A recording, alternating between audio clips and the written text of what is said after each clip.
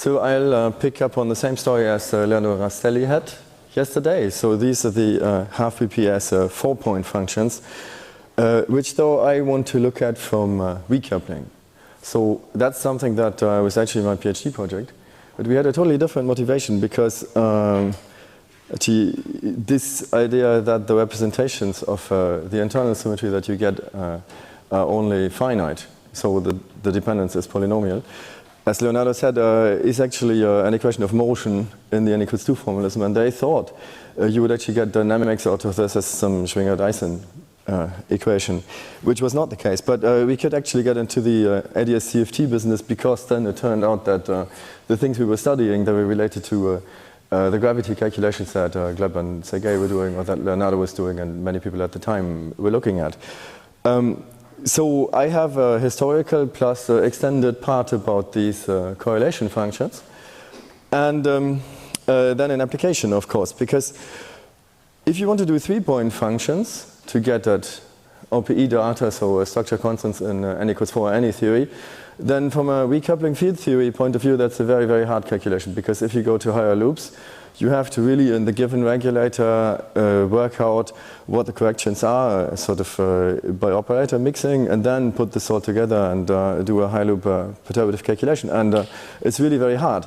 Whereas from these 4-point functions that Leonardo discussed and that I will discuss, in a limit where you approach two pairs of operators, you can get a special class of structure constants, and for the stress energy 4-point function, even uniquely, structure constants here which connect two half PPS states going into one twist 2 operator. For higher operators, so twist 4 or something like this, I would need more than one correlation function to fix these. So we will actually look at exclusively twist 2 exchanges in this 4-point function, right? And then I can, or I did produce in 2012, a set of structure constants for these half PPS, or stress energy to twist 2. Which come out as some expansion over harmonic sums. And of course, harmonic sums are something that you see in integrability. It's connected to the diagamma function and similar things. And so this cried for an explanation by integrability. And for a long time now, people have been scrutinizing the spectrum problem in ADS-CFT very successfully, up to the latest developments with the quantum spectral curve and so on. But nobody could really get at the structure constants at high enough loop order. So there was this tailoring initiative by Collier and Pedro and collaborators, but that doesn't quite get the zeta values right that you see in field theory. And then very recently with this hexagon approach, we have something that can be compared and can be successfully compared. And so that's the second half of this. So in brief, I have 3 bits here. There is my latest with my master student Felix Paul about 4-loop structure constants from field theory as an OPE limit of this 4-point correlator. Then there is the initiative with Volodya Smirnov to actually solve this correlator in the sense of doing the Feynman integrals, which is at a baby stage, so we know how to apply Hans' method. But there will be a lot of hard work to actually push this through. But so that's the second paper in my list here. On which I might or might not comment, here it is, depending on the time frame. And then I want to talk about our comparison, or the competing one by Basso Komatsu, Gonçalves and Vieira, which actually did this matching on my old results, if you wish, or on whatever you get from the 4-point correlation function at 3 loops for a square of half PPS going to twist 2 structure constants. Right, so let me start with some history of the correlator subject. So as I said, 3-point functions would be exceedingly hard to get at higher loops, by standard field theory means, but you can get information out of a double OPE limit, and in particular there you don't really need to know the integrals to the end, but you can use a technique which works more or less on the integrand level that breaks them down to 2-point graphs, so bubble graphs. And then that's in the realm of IBP methods, and you can rather efficiently actually extract this information without having to do the correlation function to the end. So this I will explain. But then also we had a renaissance of the stress tensor and related 4-point functions and 5-point functions in work that Ahmed quoted. So you can relate these to amplitude integrands. I will sort of come close to that, but not really explain it. But we could use this now to construct stress tensor correlators and similar objects without really having to go through Feynman graphs. So that's something that comes into this. So you can actually get away by symmetry constraints and graph theory, at least in the planar part. For the 4-point function, for higher objects it's much more difficult because you get pseudoscalar invariants to come in and so on, and the story is not so clear-cut, but here it works really nicely. Okay, then there's going to be another lightning review of the hexagon approach, where I can build on what Edina said and on what Zoltan said, of course. And then our match with the OPE and what had to be calculated there, and why it is actually worth investigating this problem in for loops. So then, if time permits it, I will actually comment on how to do the integrals to the end. Okay, so as you have seen, though in an SO6 instead of an SU4 covariant notation, in Leonardo's talk, as we showed a long time ago in 2000, the 4-point correlator of stress tensor multiplets has this factorized form where you have a tree level. So I should say a lowest order contribution, which is rational products of propagators. And then there is a superconformal invariant, which is called R1234 here. So 1234 being the labeling of the outer points, times an exclusively X-space function. So I'm in a massless theory, which is conformal, and thereby the symmetry properties are actually obvious if you look at this in configuration space, and not in momentum space. So we have dependence on X in these loop corrections, which are only functions of configuration space variables, and I call them here F1, F2, F3, and so on. This line here, and A is some effective coupling, which should be written somewhere on the slides. It's essentially the 't Hooft coupling divided by 4 pi squared, or 8 pi squared, I guess.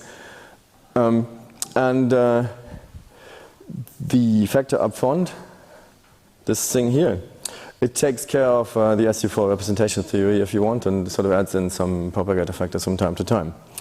Okay, then by calculation with Feynman graphs, in my first ever paper, and alternatively by Kulik-Pak and Sralm, I think, and also the Rome group around Bianchi, Kovacs, Rossi, and Stanev, the result for the one-loop correlator, sort of when you strip off some n-dependent factor, and this R polynomial is actually very simple. So you see 1 over a bunch of propagator type factors, denominators, which connect every outer point to the integration point number 5.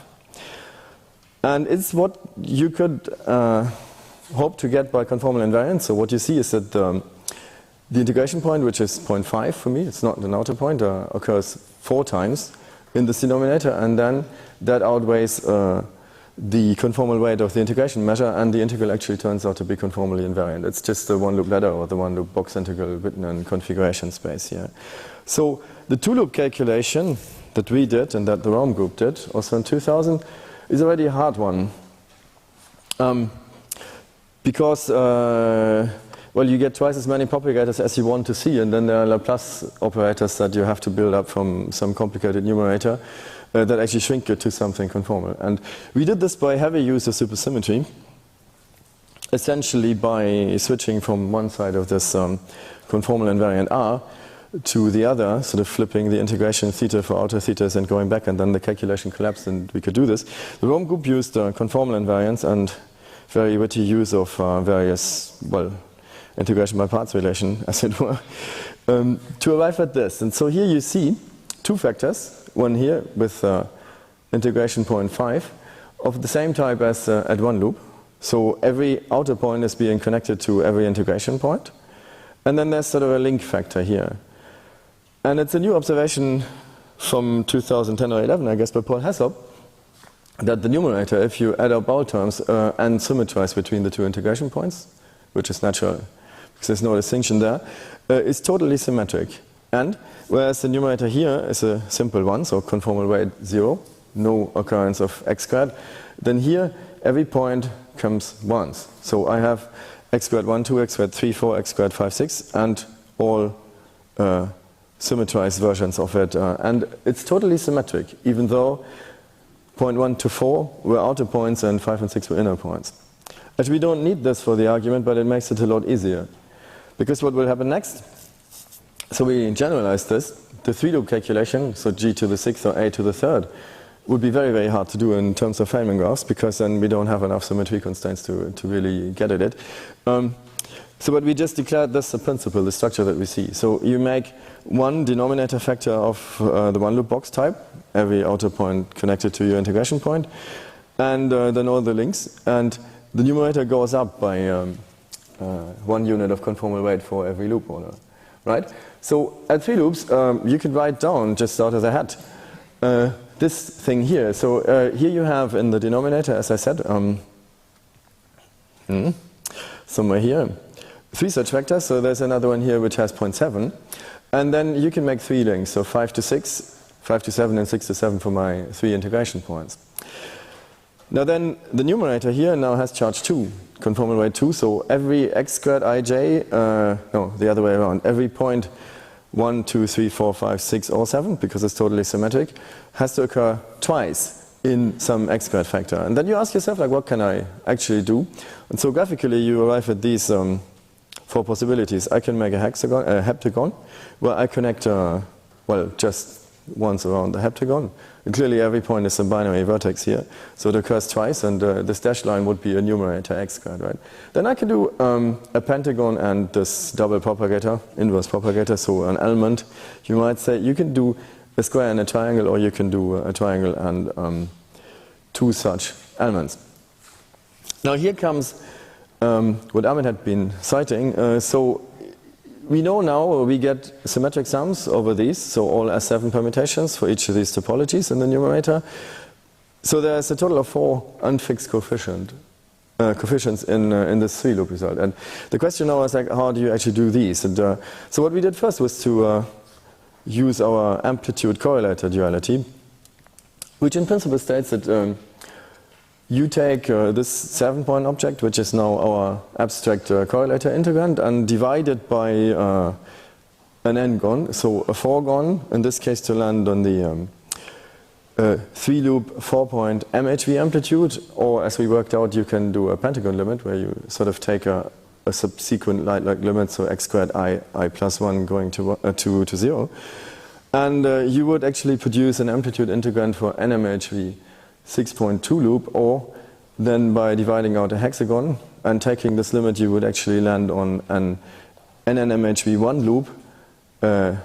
No, sorry, the last one was 5.6 point, or you can do an NNMHV 7.3. And that's actually an MHV bar. So all the results were there in the literature by Nima Akani-Hamad, essentially, and collaborators.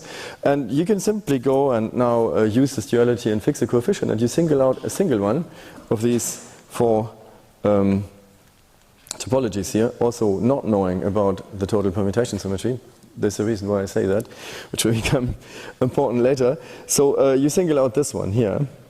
And the coefficient comes from the correlator amplitude duality, or else by other criteria that we had.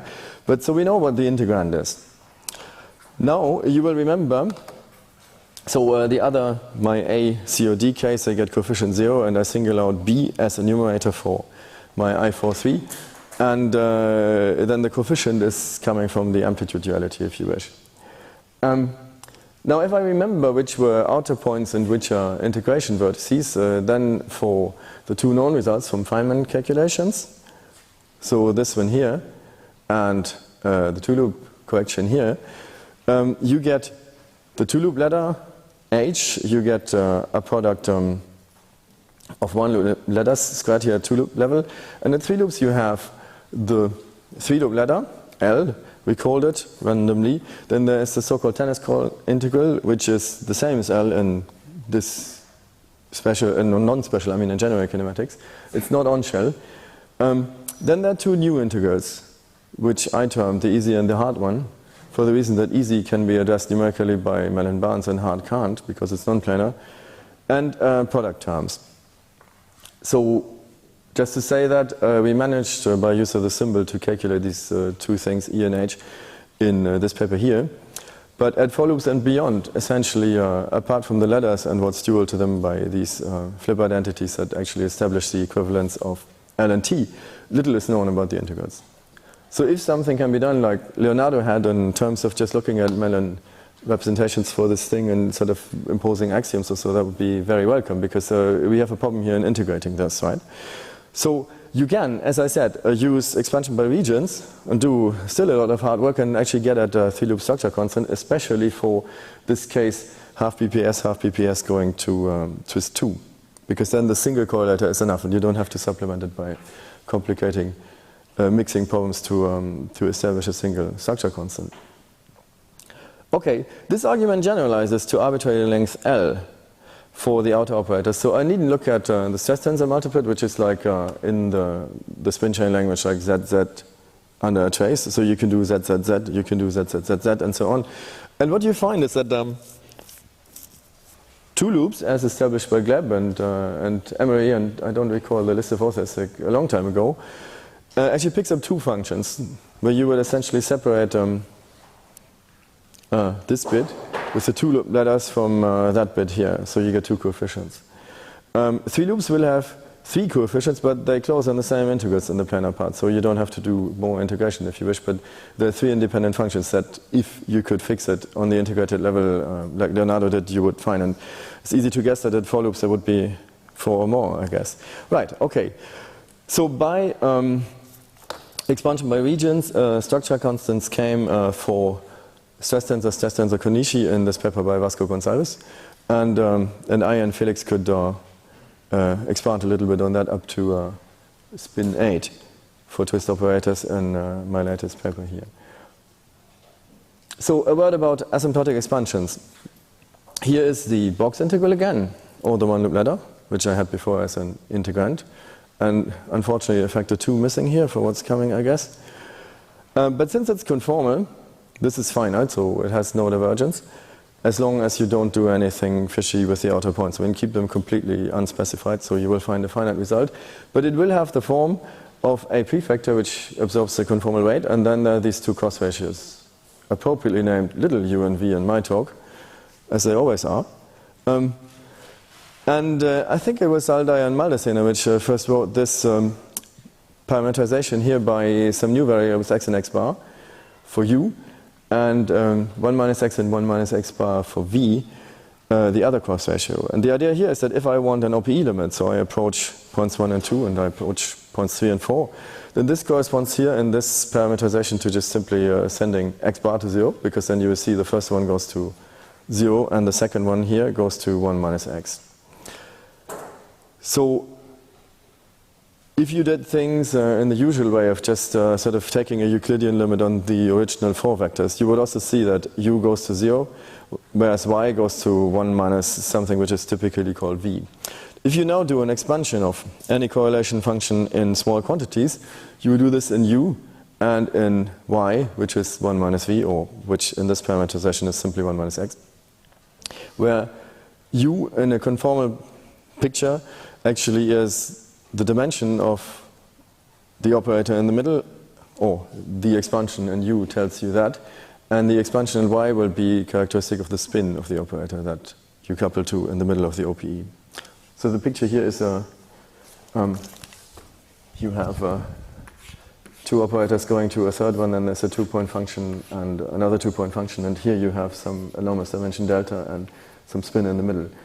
So the power of u is this delta, and that expanded in the coupling gives you logarithms, and the power in y is telling you the spin of the exchanged operator, and you hope to read out a square of the structure constant here.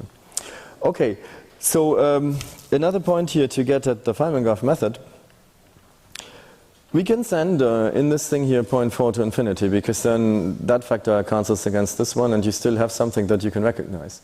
So you can actually undo this limit on the final result without any loss of information. So if I now say, using additionally translation invariance, I put 0.1 and 0.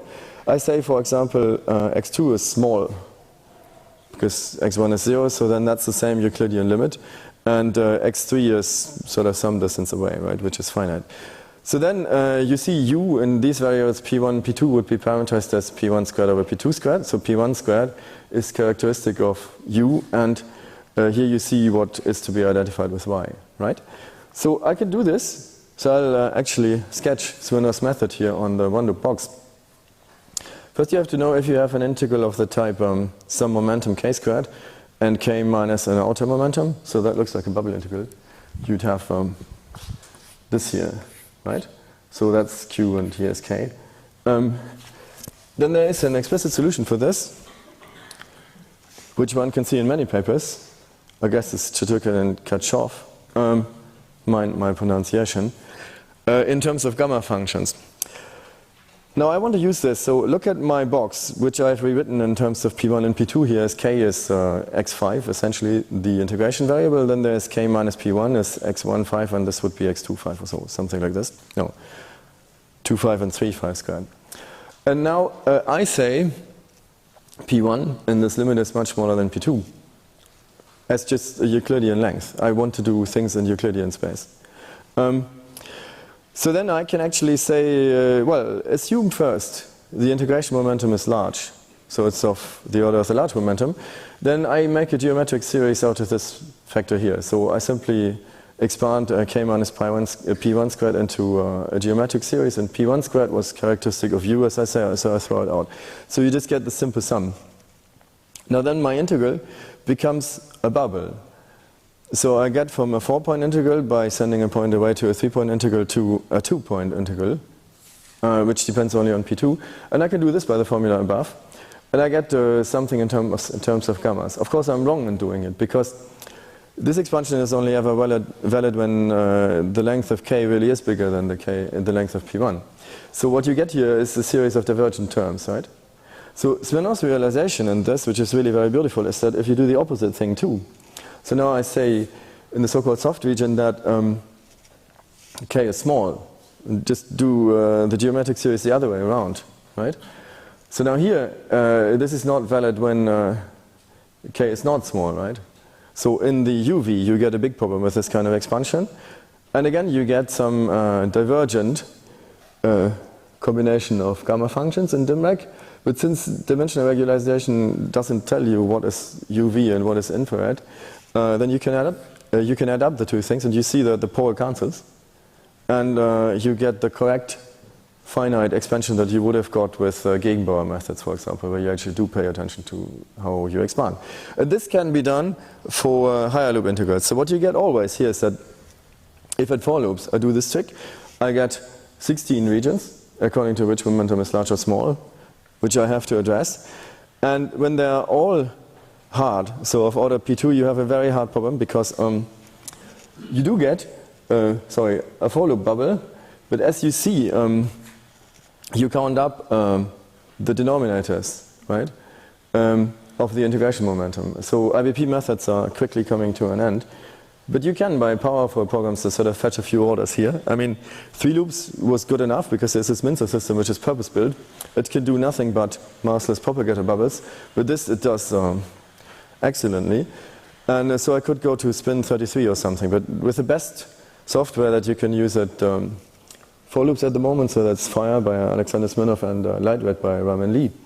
In combination, I could get a mere y to the 6th, but at least, because so you get out of this, indeed, in the end of the day, by OPE analysis, the first 4 twist operators in the structure constants. Okay, what always happens, though, is that, say at 4 loops, I say 2 momenta are large, and 2 are small. Then I break it into a 2-loop bubble times a 2-loop bubble. So you can do this by IBP rather efficiently. That's the reason why this is useful here. So just to pick up the OPE again, I want to do this double limit that I sketched. So in it, you should see in the middle a 2-point function. So here's the 2 operators coupling to or going into a sum of other operators in the OPE. And in the middle, you have some 2-point function, which is, of course, assumed orthogonal and normalized to 1. So if there is a spin S and a delta here, then that has to have the same delta S. So what I do, following Todorov, and this explicit formula here, I think is down to Ferrara, Gatto, and Grillo from the 70s or so.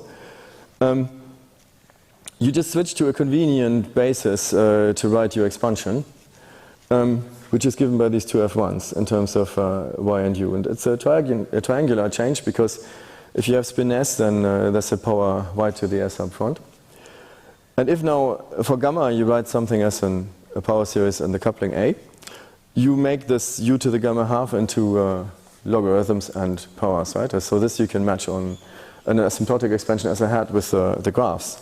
So here you can really read off n, the normalization which I want, which is the square of the structure constant, and you can read off gamma, as it were, the anomalous dimensions as well from this. So what I found in 2012 then is that the tree correction has a form like spin factorial squared divided by 2 spin factorial, right?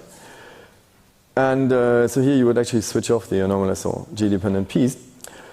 And I made that into a ratio of gamma functions for the reason that for the rest of it you find, as Jan did with Konstantin Wiegand at one loop, you find harmonic sums of spin 2, harmonic sums with argument 2 times spin, and you find a bunch of harmonic sums which just depend, as in the anomalous dimensions by Lipatov and collaborators, on the spin itself. And these 2s things you can simply correlate with that, right? So then I produce here some zeta values which aren't really there, so I take them out again, but behind it you see an expansion which I lowest order as a 1 because I took this out. At one loop, you get a transcendentality weight 2 thing, so zeta 2 in France, or harmonic sums of weight 2.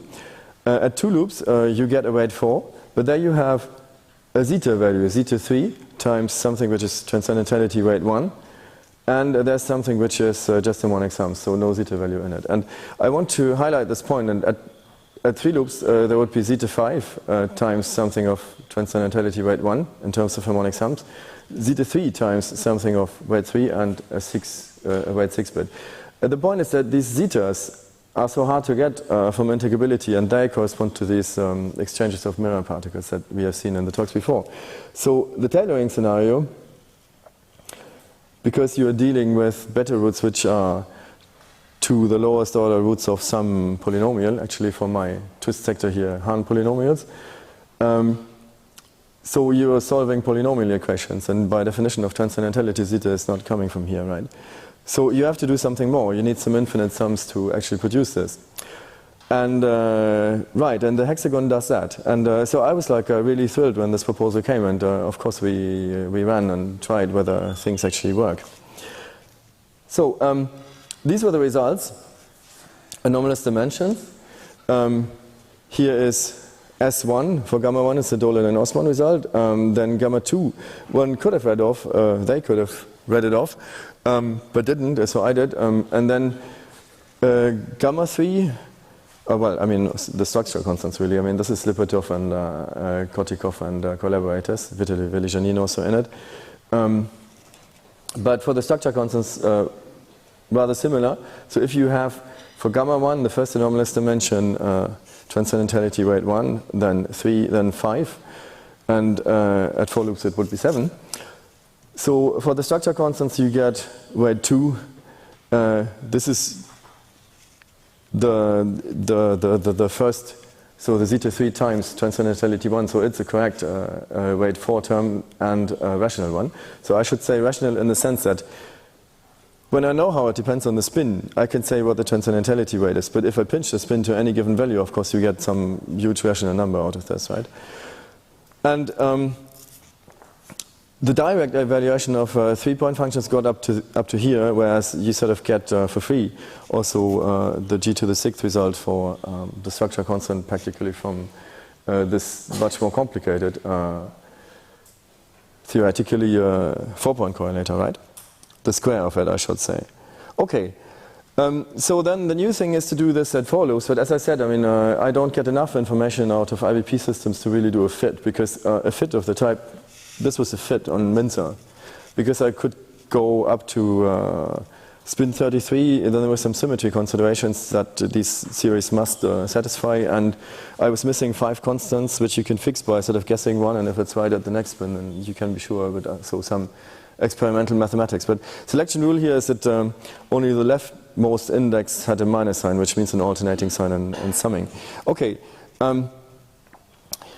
But no such thing here, so I can only say what the rational numbers are at spin 2, 4, 6, and 8. And here, actually the scaling is a little bit different to match what was done in the integrability literature. So you get a match on the asymptotic beta-ansatz result by Kotikov, Lipotov, Staudacher, and Veli-Janin, and then the wrapping part by Banyok, Yannick, and Lukowski, so for the enormous dimensions. And I thought there were field theory results, but I'm not sure there are, actually. So maybe this is even newer to do it from field theory. But most of all, the stress is here, which is some data that I wanted to produce here to look at the hexagon with. And unfortunately, I can't make it into a concise expression in harmonic sums. Well, it would fill a page anyway, but not enough data available. Okay, so here another lightning review of BKV. I don't know whether anybody said this. Like, I want to look at SL2 sector operators, just twist operators now, which are like some Zs, the vacuum, and you have symmetrized, traceless bunches of derivatives acting on these, which are like the excitations on a chain. And every D gets a rapidity, a beta rapidity U, and then you have these beta equations, which you derive by transporting an excitation around a circular spin chain and demanding that that changes nothing. And there is a zero momentum constraint here as well, so these two equations or sets of equations you want to solve. And this is my input data into the machine. Then there's this vertex. Picture courtesy of Basso, Komatsu, and Vieira, like another two. But then again, I mean, they put so much work into drawing this, I imagine that I wasn't going to make a competing one.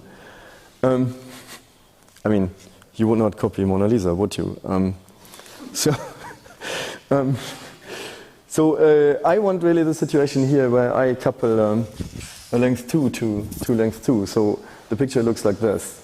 So at tree level, so here's one operator, then I have one line and one line. And it's crucial that the integrability scenario depends here on the bridge length L equals 1 for me. Later I will have situations where there are several lines up here. Because in the opposite channel you are supposed to shift the power of G, so you get a different... yes? Which one is it? Ah. So one is advised in the hexagon if there are L lines here to take essentially G squared to the L up front. So that is to say, if now I put in operators of length 3 and not the stress tensor at the outer ends, then I get the square of this constant, but it's different by one of those, well, I mean, the coefficients for my three functions in the correlator actually shift, right? And this, the integrability scenario reproduces by the explicit power G squared to the bridge length, so this L. So that's why it is interesting to actually construct these correlation functions also for higher charges. Okay, so since I need to speed a bit, the input is the beta roots for the physical operators that you put in. So for me that would be only the twist operator because the BPS are realized as just nothing, no roots. So I get some roots on the top edge of the hexagon, and then the tailoring picture already had this entangled state setting in it where you transport a root by, well, I mean, I want to go to the other edge, so I go over this bridge length here. So e to the PL, which is the shift operator for the beta roots here, going to some further side. And if I actually sort of transport the second magnon first, so I flip the ordering if you want, there's going to be a scattering matrix. So these factors later I will call W, and Didina has been talking about how to actually make sense of things coming up from these partitions. So I get physical excitations on the three edges. Actually, in my case, I want a structure constant BPS twist, so there's only one edge with physical excitations. And if I only take that into account, I would get this asymptotic piece, which was also incorporated in the tailoring scenario by Gromov, Vieira, and co-authors. But now there's this new thing with virtual particles that can sit on these cut edges, as we have seen in the previous talk. So you get these mirror particles to sit on the others. And the prescription in the BKV paper is now you use crossing to bring them all to one edge. And crossing does the following, that everything depends on these x plus and x minus variables. And so the way that you go around the branches of the square root in x plus and x minus, well, if you cross no, if you actually transport it around one edge, you should get this here, x plus to 1 over x plus, x minus to x minus, and so on. And it sort of goes back to itself at 4 gamma. But so if I have, for me, for example, a virtual excitation here, and physical excitations there, then I would bring it by a 3 gamma crossing up here, right? So the amplitude to be calculated is W alpha bar alpha, which is stuff that comes from these various e to the p and s factors in the partition. Some fermion counting factor that they invented, another fermion counting factor, and 2 of these hexagon amplitudes for the cut open hexagon. And what you're supposed to do there is that if you scatter a particle, so what you have to do is, in the excitation picture by Clement Sergei, by Nicholas and Matthias, by everybody who's been working here, you sort of split the derivative into a left magnon and a conjugate magnon, so a right magnon. And sort of BKV use conformal symmetry to organize this whole problem onto a line in internal space and also Minkowski space. So by that you burn out roughly half the symmetry, and then you have a diagonal subgroup, which is now again a PSU 2,2. And you can act either on the left chain or on the right chain. And what you're supposed to do is to reorder the magnons and then contract with this rule here, which only makes sense in the diagonal subgroup, I guess. But so this we do, and that's a matrix part here that you get, and there's a scalar factor up front, which is of this form. This is our addressing phase remark. X is this root function. So finally, putting everything together, so what I get to do for the tailoring piece, the asymptotic part is that. And with one magnon, virtual magnon, I get something like this, where on the left hexagon, I transport the magnon to the top edge the left way around. On the right one, I do by minus crossing to the other end. That's a convention. You could do other things, but let's evaluate this. And then there's going to be this measure, which, as I said, has a power of L, the bridge length, on the top edge, if you want, up front, which will change results. Right, okay. So a point to make, I mean, as the form factor axiom said, H, the scalar factor times some matrix bit on the left hexagon, for one magnon exchange has to be the same as the opposite ordering with a -6 gamma shift. And so you see from Nicholas' S matrix finally that only virtual magnons which are longitudinal derivatives, so they have a 1-2 dot or 2-1 dot index, or scalars which have 1-2 primed or 2-1 primed will couple. And if I have the magnon on the left hexagon and its conjugate on the right, I produce S matrix elements in the matrix part here, which are, for D, D1-2 dot, I would find a D and a half D minus E from Nicholas' list.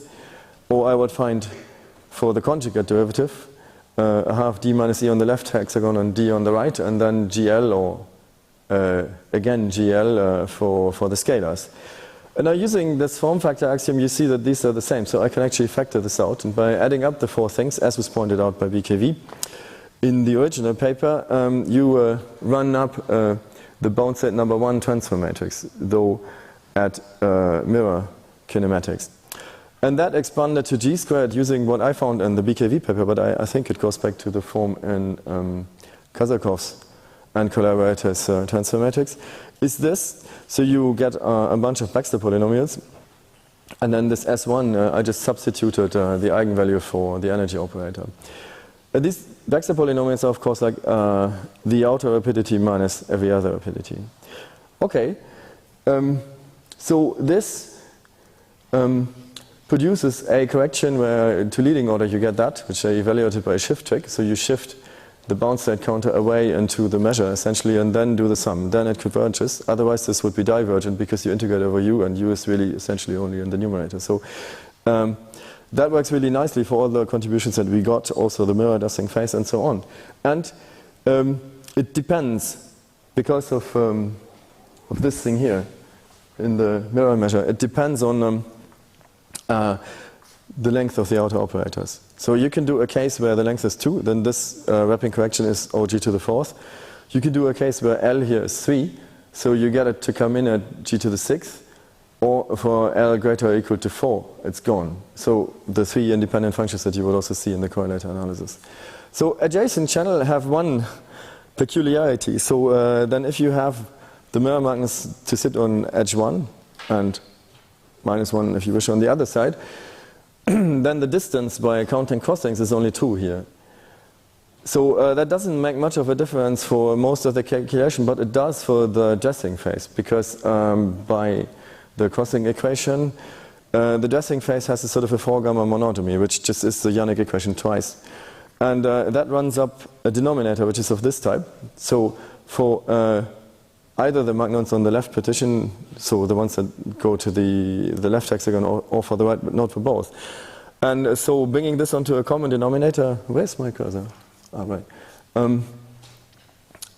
I made it into Baxter polynomials there, and then some effective Baxter polynomial. I think the Basso-Komatsu, Gonzalez and Vieira paper also shows it is a transfer matrix too, but I mean for me it was just, or for me and Alessandro, it was just some effective polynomial here, and then you get a minus gamma shifted transfer matrix, and both are the same, and they all set at g to the 6th, because even if I change my auto operator here sort of in this picture by some additional lines, then here there's always a bridge length 1. So this stays put. And putting everything together, then we produce these tables where you see what you would get from my long formula in terms of harmonic sums by sort of evaluating them at a given spin 2, 4, 6, 8, or 10.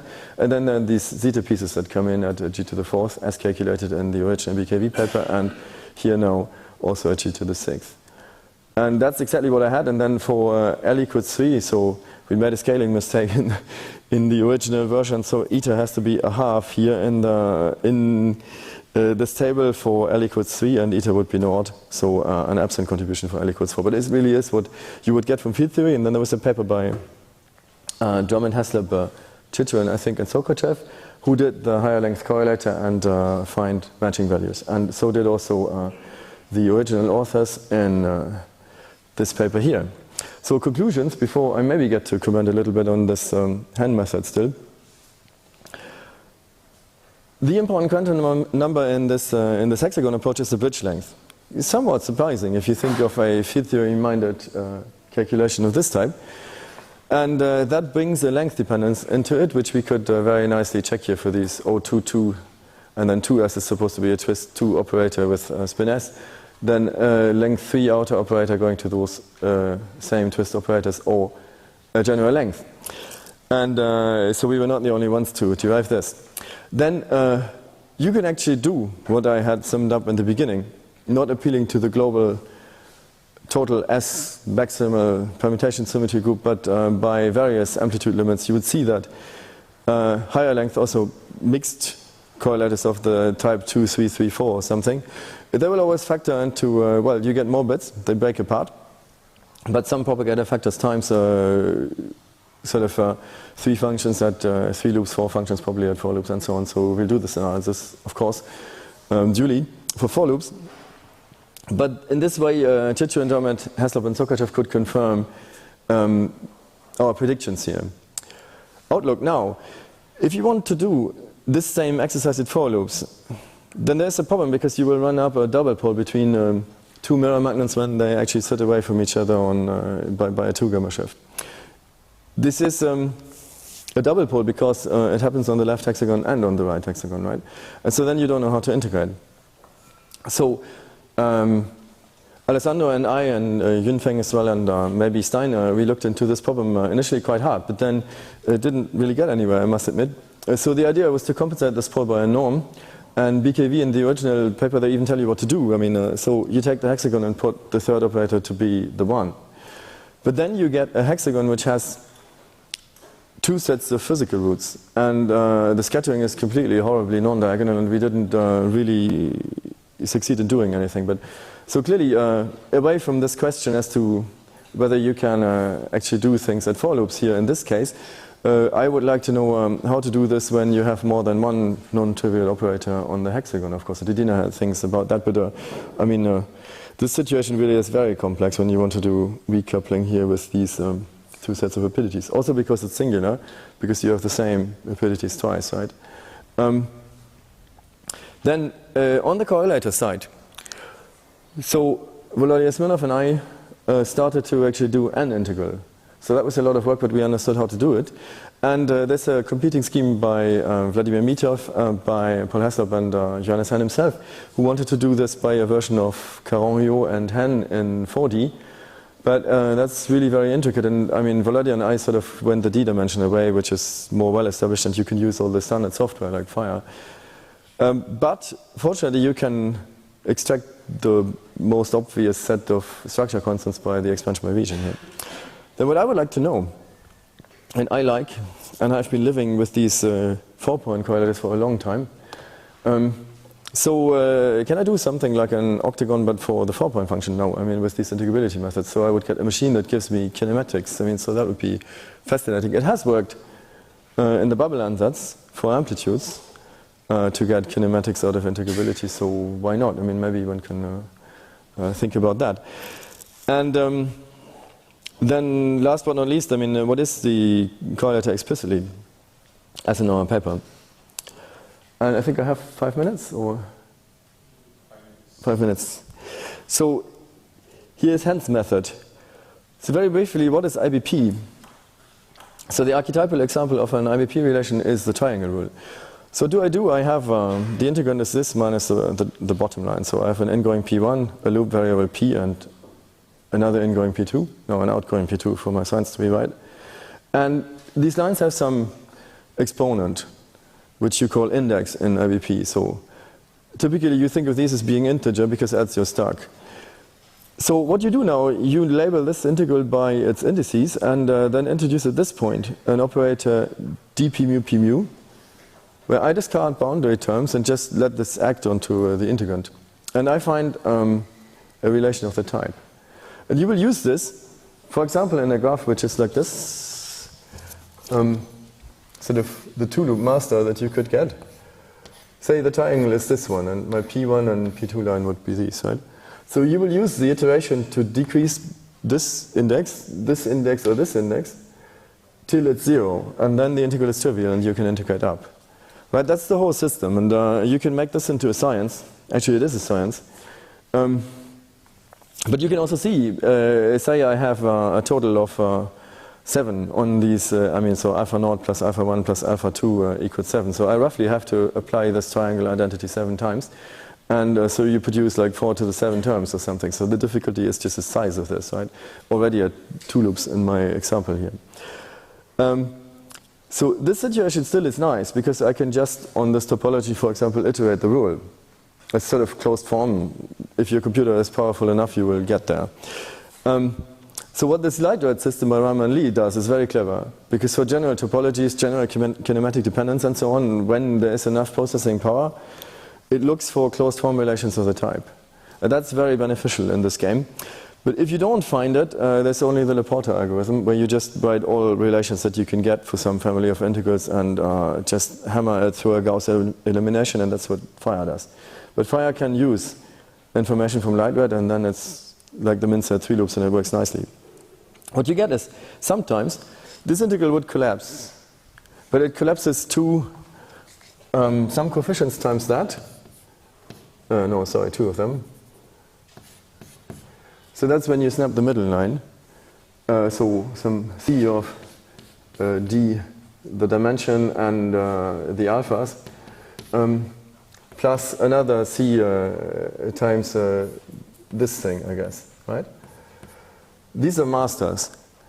And for all topologies, you will run up some set of masters. Now, what happens in my problem here? Volodya and I looked at this first integral here, with all indices 1. That's a conformal one, and I've actually chopped off the point 4 where the little hand is at the moment. And actually, if you IBP it, and you keep IBPing till you have a set of things that really closes onto itself, this alone goes into 4 things, where you find for this topology that is now all indices 1, this was supposed to be general, or having numerators even. But the masters would be that Fire gives you this with a double line, that's what the dot says here, in this position, and that position. And then there are 209 other masters that you get in this exercise, so it's not terribly efficient. I make one integral into 213, which you get by IBP. And the idea of the differential equations method, which is due to Kotikov originally, I think, is that you say if I take derivatives of a master, then I don't leave the class of topologies, so it has to close on the same master. So you can write it as a sort of a matrix, right? D to dx, my variable, of f, if written as some operator in d to dx1, d to dx2, say, is going to give you a matrix depending on x bar, so that's the kinematic dependence, and epsilon, the regulator, acting on this vector of master integrals. Now at this point you're perfectly stuck, and I think in 20 years there's been no development on this differential equation method, because you don't know how to integrate this. But what phi gives you in this matrix is some messy numerator, a few possible powers of epsilon, and then you get letters of this type in the denominator. But they can be squared, and there can be epsilon dependence, which is not just factoring. So the game is, Johannes realized if you actually switch to masters of uniform transcendentality, so that is to say, they can be written as things that have the same polylog weight in a sum, then you can achieve a canonical form where there's an epsilon up front, and you just get a constant matrix divided by the various letters in your alphabet. And this, of course, you can integrate it up by Gonchev logs, because you trade epsilon going up by integration for an extra letter, that's all. For me, this would mean 2 integrations to check at every order in epsilon. So say I go through x first, then I have to differentiate in x bar. X dependence has to drop at that order, and I have to land on the matrix A2, which fixes integration constants. So you can get the integrals in this way, with a lot of tricks, subtleties, and boundary conditions. And just to illustrate how the uniform transcendentality works, set a bubble integral here with index 1, 1. It gives you this g function here. And you see a term which is 1 plus 2 epsilon. Wrong, because epsilon should come with something that has polylog weight 1, right? And then you get a constant at epsilon squared, again, totally wrong, 2 levels off, and a zeta 2, which is fine. And here there's a zeta 3, which is fine, but a zeta 2, which is wrong, and a rational, which is wrong. But then again, if you actually switch to g to 1, you see it's okay, right? So this goes by subintegrals, and the prescription is now, like, say if I gives you an integral that has a subintegral of the bubble type with 1, 1, then make it into 2, 1 and IBP reduce. You get a matrix, some other tricks that are built on pseudo-conformality. So it works also for a double line on a 3 vertex, or a numerator on a 4 vertex, and we can make a set of things that actually gives you a matrix of the canonical type. And so for this integral I would find Brown SVHPLs, but of course the total set is very complicated. So you had megabytes of output, but so not all integrals will be so nice, and lots of work to do, and Fire might not be able to pull it off, but eventually you can get through. Okay, so that was my talk, essentially.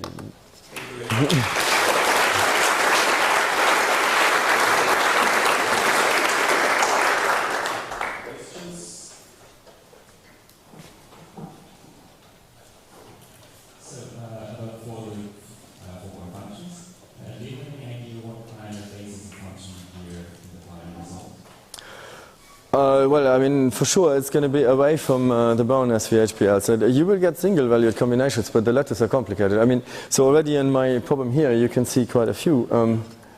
So I could have had, in the weight vector for every polylog depending on x, I could have had something like x bar over x bar minus 1, right? And there will be worse things than that.